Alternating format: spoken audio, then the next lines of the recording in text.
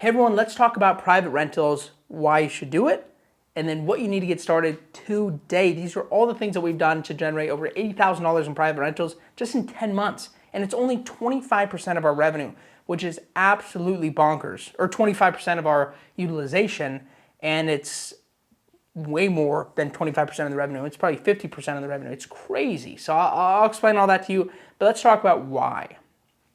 In my mind, there's a lot of reasons why. I talk to a lot of Toro hosts, and it's completely fine. If you want to stay on these third-party private or these co-hosting apps, like that's completely fine. I mean, they definitely take care of a lot. But you're obviously missing out on things, and I'm here to show you what they are and how to get them. So first off, you're missing out on revenue, 100%. I mean, we're seeing 1.5, again, to 2, even sometimes 2.5 times the revenue that we see on Turo and all these other kind of apps. And the reason being is when you look at a customer's receipt, right? You got paid, let's say me, Max, I got paid $100 for a rental, but the customer paid $250. So that $150 per reservation or whatever that is, you just missed out on that you could have made. Now, that may not seem like a lot of money in that small example I just gave you, but what if your company is doing $500,000 in revenue per year and you could have made $1 million per year and all it costs you was 10% for the marketing or even 20%? Is it worth it? Is it worth it to make an additional $500,000? And let's give that example. Let's say it costs 20% more.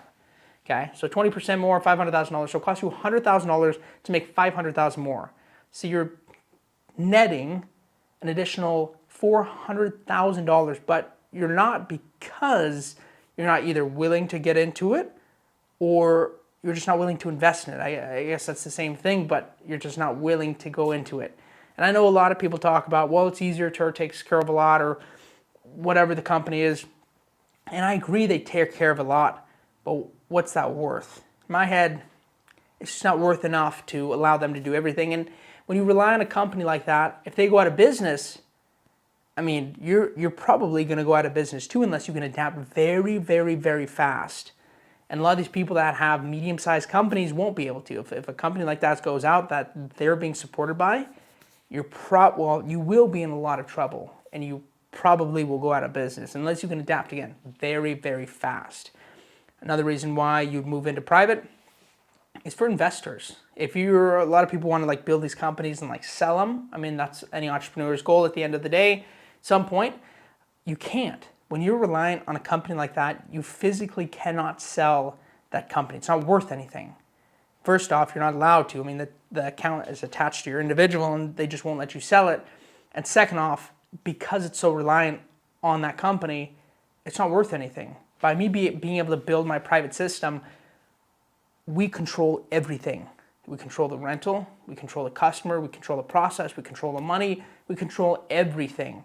Of course, there's a little bit of added risk unless you put the right things in place, but we still control the process. That's huge. So let's talk about how we can control the process and how to do everything. It's really not that hard. First is you need a place where customers can find you. A website, doesn't need to be crazy, Wix, Squarespace, anything like that. I mean, we use Squarespace, super easy. Build it out, an hour tops, nothing crazy. Then you need a software to attach to your website. This isn't a must, but it makes it way easier. So the software is like HQ Rentals or FleetWire, and essentially what that does is allows customers to book it on your website. So you don't have to call and send them contracts every time and send them over, and it's too much. It's too much. And once you have all that set up, you set up your Google My Business. That's where people can actually find you, call you, see where you're located. You don't have to put your address if you're doing it from your house or something. But that's kind of the base for that. I also have a Yelp, also have any other online place where people can find you, but obviously the more the better. Once you have that, the next step is contracts. You want to make sure you are completely safe when people are renting your car, because that's one of the most important things is making sure, making sure your cars are safe, and of course that you're actually getting customers to rent them. So when you look at contracts, there's a couple places you can get them. First is the insurance companies usually will have a private car rental software or private contract that they can send you, or the software companies. So FleetWire, HQ Rentals, they will have something for you. But don't just take what they send you. When we got ours from our insurance company. It was GMI, and we looked at it, We said, oh, this looks pretty good. We added some of our own things. We had a couple things happen. Maybe somebody took a car to Mexico, which that did happen. Somebody tried to steal a car. We didn't have something in place for that. We started adding codes or adding parts to the contract, and that needs to continually happen. I mean, you're always adapting your contract as things happen. Therefore, when something happens like that again, you're covered. Always want to be covered. Okay, you have your place where customers can find you, which is your Google, your website. You have your contract, which keeps you safe. Now insurance. So when you look at insurance, there's a couple things that you're looking at. So first off, you need to be covered when you're driving your car, and then you need your customer to be covered when they're driving your car, because obviously when you're on tour or whatever, they take care of that. But when you're driving your car, you need private insurance. You can use GMI, Lula, there's a couple other ones. We get GMI, it's the cheapest for us. But when the customer's driving the car, technically, and this is how we do it, this is how any company should do it, it's under their insurance. So if they get in an accident, their insurance covers it. And there's a couple ways to do this. This is part of the vetting system. This is what I'll talk about next, but I'll brief on it first. So when we talk to customers, we ask them if they have their own personal car insurance. If they don't have any, there's companies where you can sell them that insurance. We typically don't like to sell it from zero because usually there's a reason they don't have insurance and it's kind of risky and sketchy for us. But if they do have insurance, so if they don't, we'll send them to Turo, or for you, you can sell it to them, but risky. You probably want to background check them. If they have liability insurance, we'll typically take them because we can sell them full coverage insurance. We can sell them that gap. They pay per day. We make a little bit of margin on it. Third-party company allows us to do that, but we can take it from there. If they're a little sketchy, we don't really like the way they're talking, or maybe they have weird communication things going on. I don't know. I mean, there's a couple examples. Sometimes you just got to feel your gut. We'll send them to Turo. But if we feel good, they have liability insurance, then we'll rent to them. We'll sell them the gap. If they have full coverage, then we're good. But of course, once you hear that they have insurance, you want to verify it, because a lot of people say they have insurance and they don't. It looks like they do. They'll send you the paper and it looks good. You need to call them every single time. Call the insurance, verify that first it's active and that there's no outstanding balances. So maybe they missed a payment, or they didn't pay, or they're about to get shut down from the insurance company because they didn't pay. And then make sure that it covers rental cars, because a lot of the time it does. Like the comp and collision, which is full coverage, will cover and extend to car rentals, but sometimes it doesn't. And you don't want to get stuck with a person that has insurance and it doesn't cover the car rentals, because that would be a terrible situation. All this is like worst case scenario, but you have to build it out, make sure you're covered. Okay? So you have your place where people can find you, you have your contracts, you have your insurance. Now it's vetting. Let's talk about how you can vet customers. We do all of our vetting in questions. So we ask them certain questions which allow us to get high quality renters, and we don't have to do any background checks or anything because of that. First question we ask is, are you over 21? If they're over 21, we're good. If they're in between 21 and 25, we're going to do a young driver fee. If they're under 21, we're going to send them to Turo, because legally we're not allowed to rent to them. Second question is, do you have a valid driver's license? If they don't, we're not going to send them anywhere because we're not going to rent to them. If they do, great. Let's move on to the next question. Do you have your own personal car insurance? Which is what we just went over. Fourth, this one's important. Are you traveling locally? Are you traveling locally, or do you have other plans? Because what we want to find out is if they plan on going 2,000 miles in 2 days, we're not going to have that. We're going to explain to them, hey, we only allow 150 miles a day on every vehicle, 150, 200, depending on what it is.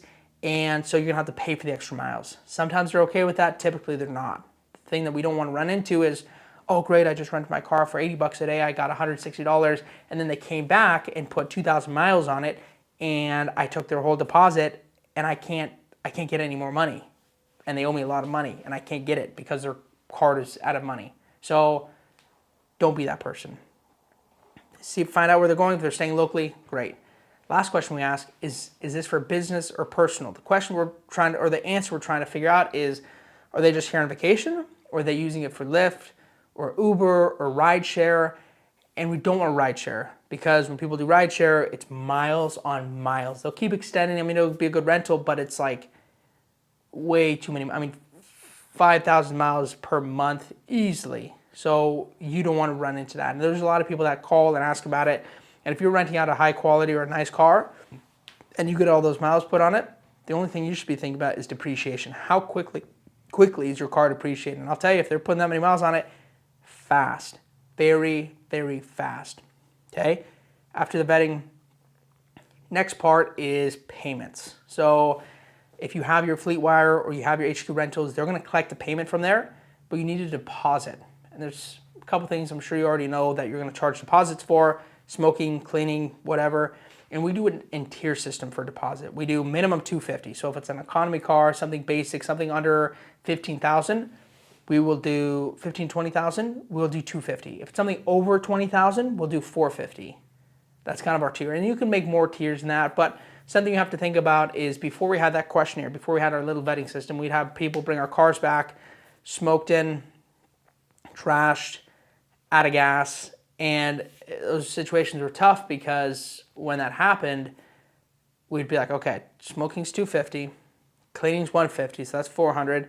Gas, we charge 2x the price, so if it's $5 and we charge them $10, okay, we're owed $100 in gas. So now you're talking about $500 in charges, but so you take the $250 on the deposit, and then they owe you another $250, but you can't get that. So by creating that vetting system, we eliminated all of that, which is great. You can even go a step further and do background checks. We haven't done that yet, and that'd be for people in kind of tough areas or places where there's a lot of bad renters, but luckily we haven't had to do that quite yet. So you have all this set up, right? Well, now you gotta bring your customers in. How do you get your customers? There's a couple ways to do this. First is marketing. The only place we do marketing is Google, because it's direct to consumer. People can look up the company, find you immediately. When you're looking at like Facebook or Instagram or social media, I mean, those are really good platforms. The only problem is that would be for people looking to either build a brand, which if you're a smaller company, you shouldn't be worrying about that. The only reason Hertz and Enterprise are doing that is because they're building their name and they have something to build it off of. But when you're a small mom and pop, or I mean, I consider us small, we're only at 23, 24 cars. We do direct to consumer. So somebody's looking for a rental like next month, tomorrow, today. Like they are looking to book it like at the moment. I'm gonna call you and I wanna book it. So Google is everything. Second part to our marketing, which isn't really marketing, but it kind of ties in hand, is partnerships. This is where you go out, you find your dealerships, your body shops, your hotels, whatever. You make a partnership with them and they'll send you referrals. There's kind of more to this. It's hard to go into that in a lot of detail. I mean, there's a lot of steps to it, but if you can set up partnerships with those hotels and dealerships and shops where they send you referrals every month or whenever somebody comes in, that's great. That's essentially free customers. And that's really it. I mean, as soon as you have all those steps, you build out your SOP, so standard operating procedure, how you do everything, how you clean the cars, how you go collect them. If this happens, then that. If this happens, then that. Just slowly building it out. And of course, everything continually adapts. Always be working on your marketing, always be working on your contracts, always be working on customer interaction, customer interface, your website. Everything needs to be continually changing.